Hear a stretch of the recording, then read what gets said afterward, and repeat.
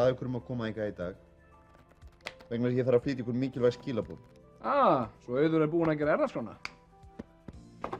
Nei. En ég býst við að Katrín fósturdóttir hennar sitji ein að arfinu. Nú, hún ekki blind? Nei, það Pétrún, uppeldissystir Guðrúnar.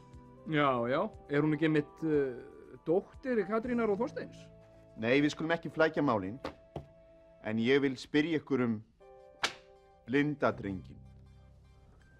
Ég læt ekkert illt henda Kristján illa. Ég lofaði Ragnhildi áður nú dó að ég skyldi styðja hann í gegnum menntaskóla og það hef ég gert. Stiltu þig, Garðar. Það ásakar þig enginn fyrir það sem gerðist.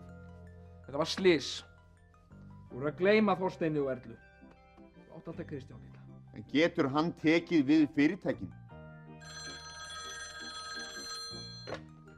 Já, halló? Nei, blessaður og sæll. Já, ég skil. Já, einmitt.